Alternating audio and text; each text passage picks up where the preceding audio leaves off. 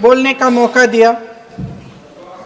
कुछ दिनों पहले हम राम मनोहर लोहिया अस्पताल गए थे। पुलिस लाठीचार्ज में घायल दिल्ली की उस छात्र की स्थिति जानने के लिए जो आईसीयू में अपनी जिंदगी की सबसे बड़ी लड़ाई लड़ रही है।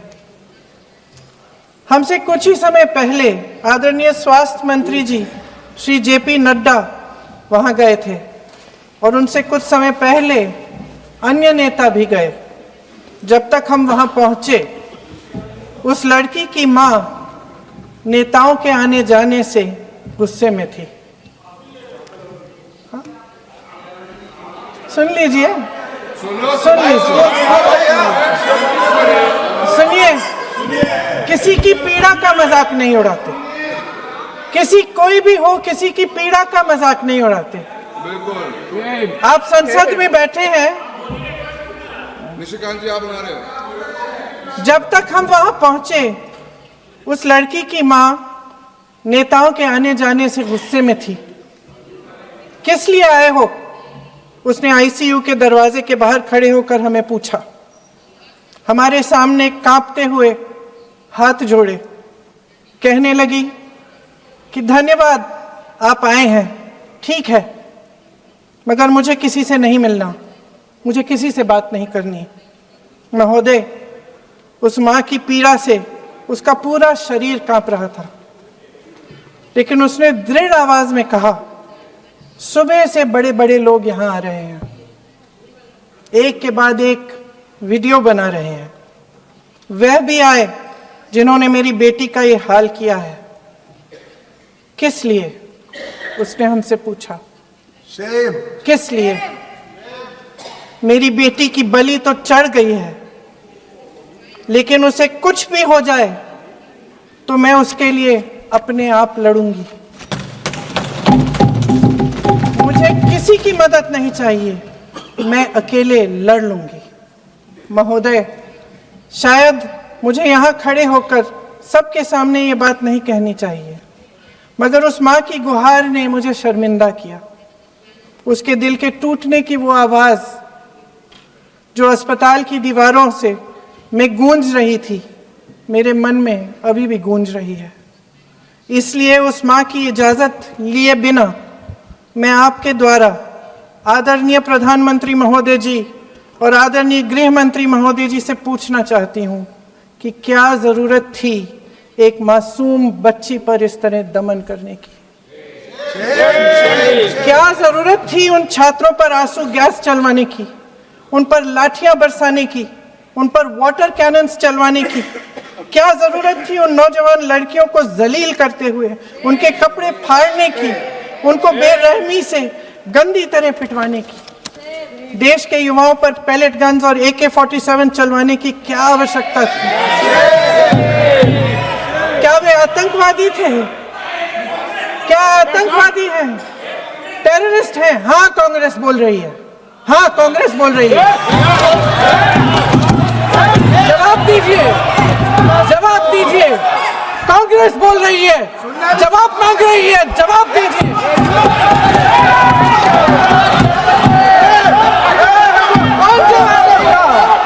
कौन जवाब देगा? गृह मंत्री जी जवाब देंगे। किसने ऑर्डर दिया? किसने ऑर्डर दिया पैलेट गन्स चलाने के लिए? किसने ऑर्डर दिया? आपके माध्यम से मैं पूछती हूं अध्यक्ष महोदय, किसने ऑर्डर दिया? प्रधानमंत्री जी ने दिया? गृह मंत्री जी ने दिया? जवाब देंगे? पूरा देश पूछ रहा है, सिर्फ कांग्रेस पार्टी नहीं पूछ रही है, पूरा देश पूछ रहा है। अध्यक्ष महोदय, देश के माता पिता पूछ रहे हैं, छात्र पूछ रहे हैं, अध्यापक पूछ रहे हैं, पूरा देश आज ये पूछ रहा है। और आपकी जिम्मेदारी बनती है कि आप इस सवाल का जवाब दें।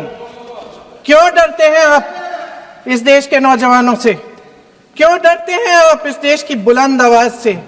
और उस आवाज को दबाने का हक आपको किसने दिया है? महोदय, ये सदन यहाँ बैठे हुए सांसदों की जागीर नहीं है, ये इस देश की अमानत है। यहाँ बैठे हम सब इस देश की जनता, इस देश के युवाओं, बुजुर्गों, गरीबों, अमीरों और सब धर्मों, सब वर्गों के देशवासियों के सेवक हैं। हम उनके प्रतिनिधि हैं और ये सत्ता हमें उन्होंने ही दी है।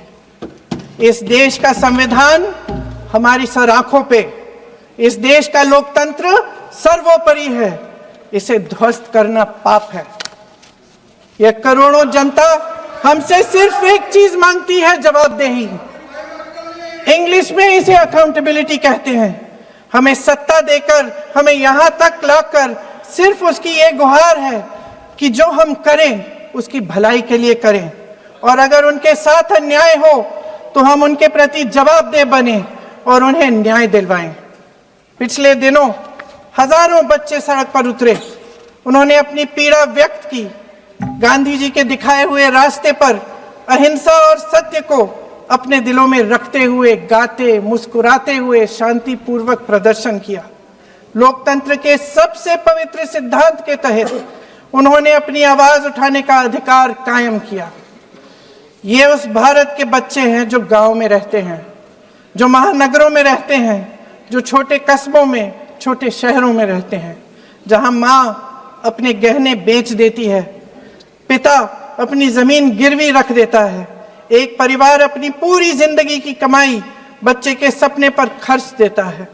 और अब उन्हीं बच्चों को लगने लगा है कि आज इस देश में मेहनत से ज्यादा बेईमानी मायने रखती है, मेरिट से ज्यादा पैसा मायने रखता है।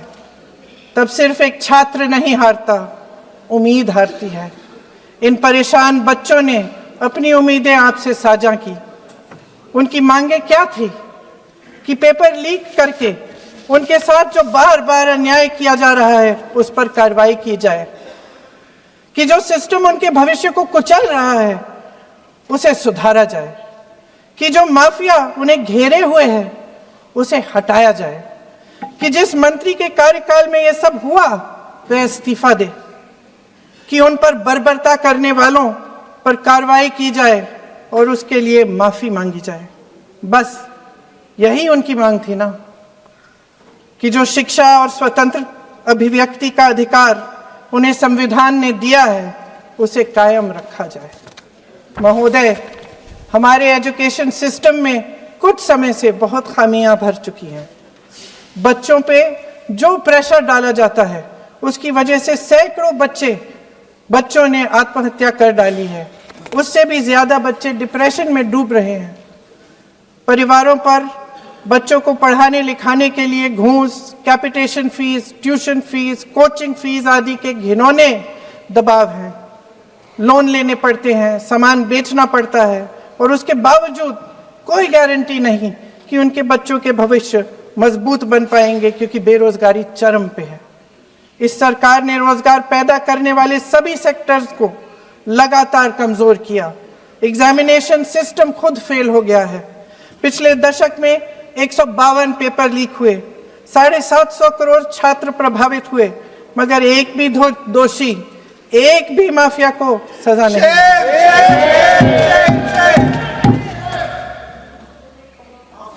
हमारे एजुकेशन में आरएसएस के प्रचारकों को भर भर कर उसे खोखला बना दिया है। जबरदस्ती एनटीए बनवाकर सिस्टम का केंद्रीकरण करके उसे और भी उलझा दिया। देश के कुल बजट में, हाँ जी जबरदस्ती, आपने अभी अभी सुना तमिलनाडु के हमारे साथी क्या कह रहे थे। देश के कुल बजट में एजुकेशन बजट की हिस्सेदारी हर साल बढ़ाने की बजाय घटती जा रही है।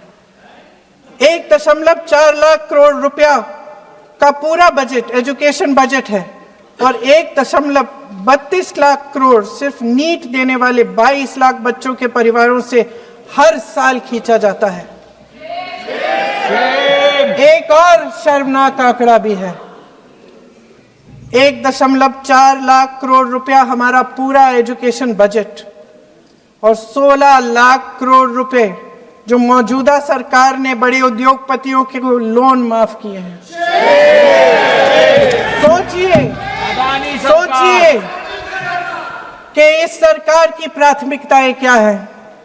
सच ये है अध्यक्ष महोदय कि जिस तरह अस्पताल में उस छात्रा की मां का विश्वास पूरे सिस्टम से हट गया है, उसी तरह देश के युवाओं का भरोसा इस पूरे सिस्टम से टूट चुका है। और जब इस तरह देश के भविष्य, हमारे युवा निराश होकर सरकार और सिस्टम से अपना भरोसा हटा देते हैं, तो उस भरोसे को फिर से बनाने के लिए सिस्टम के अंदर से जवाब नहीं ढूंढा जा सकता, उसके दायरे से बाहर निकलना पड़ता है, नए सिरे से ठोस प्रयास करने पड़ते हैं। अफसोस की बात यह है अध्यक्ष महोदय कि इतना हो जाने के बाद भी आदरणीय प्रधानमंत्री महोदय जी और उनके साथी इस सच्चाई को समझ नहीं पा रहे हैं। वे अभी भी ये सोच रहे हैं कि पीआर, नैरेटिव चेंज और पालतू मीडिया के सहारे एक बार फिर उनकी नैया पार हो जाएगी। परसों शिक्षा मंत्री जी ने शर्मनाक परिस्थितियों में अपना इस्तीफा दिया और कल यहीं मकर द्वार पर मेरे सत्ता पक्ष के सांसदों ने जिंदाबाद के नारे चिल्लाते हुए उनका संसद में ऐसे स्वागत किया जैसे मानो कोई सुपरस्टार पहुंच गए हैं। विडंबना देखिए महोदय, जब भूतपूर्व शिक्षा मंत्री को मुकुट पहनाया जा रहा था, स्वागत हो रहा था उनका, तब महाराष्ट्र में एक परिवार पेपर लीक पीड़ित अपनी बेटी की आत्महत्या का शोक मना रहा था। आपकी सरकार ने देश के करोड़ों छात्रों को क्या संदेश दिया? आपको किस बात का गौरव है, किस बात का अभिमान है? ये कौन सा अहंकार है? जहां आंखों में शर्म होनी चाहिए वहां बेशर्मी और स्वागत के नगाड़े बजाए रह रहे हैं। एक तरफ मातम है, दुख है, यहां फूल माला डाल रहे हैं। कोई आप पर कैसे यकीन करे? प्रधानमंत्री महोदय जी ने नया शिक्षा मंत्री चुना, एक ऐसे व्यक्ति को इस पद पर आसीन किया जिसने एक गर्भवती महिला के बलात्कारियों की रिहाई पर अपनी सहमति व्यक्त की, खुशी जताई। देश की करोड़ों लड़कियों को प्रधानमंत्री जी ने इससे क्या संदेश दिया? सर, अखबारों में है, अखबार में नहीं। मेरा कुछ भी बोल के चले जाते हैं क्या? अरे ये तो कैसा क्या है इनके पास? ऐसे ही कोई आरोप लगा दीजिएगा, कोई नियम कानून नहीं है।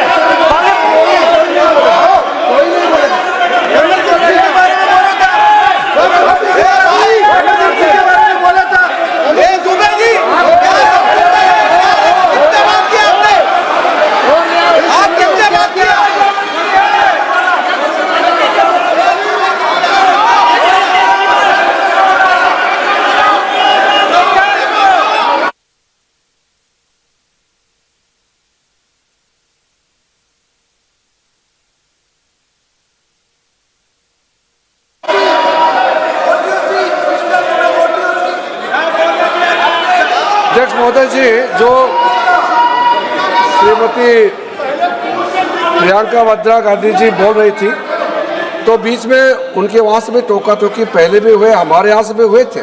अभी हम लोग तो शांति से सुन रहे हैं, लेकिन जो अभी अभी हमारे वर्तमान नए शिक्षा मंत्री को जो उन्होंने टिप्पणी की, कैरेक्टर असैसिनेशन है एक तरीके से संसद में, और इस तरीके के भाषा हम उम्मीद नहीं करते हैं।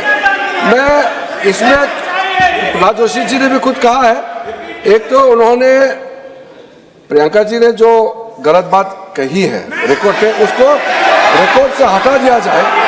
दूसरा इस तरह का भाषा का इस्तेमाल ना करें।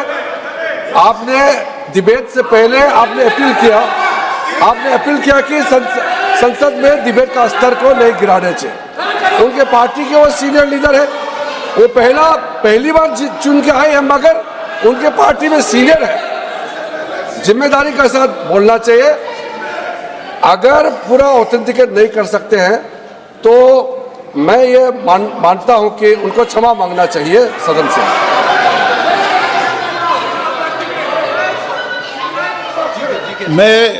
मेरा मत ये सदन के अंदर, ये सदन सर्वोच्च लोकतांत्रिक संस्था का सदन है। इसका एक एक शब्द हमेशा रिकॉर्ड में रहता है। मैं माननीय सदस्य से आग्रह करूंगा कि बिना तथ्यों के हमें इस तरीके के सदन के पटल पर बात नहीं करनी चाहिए।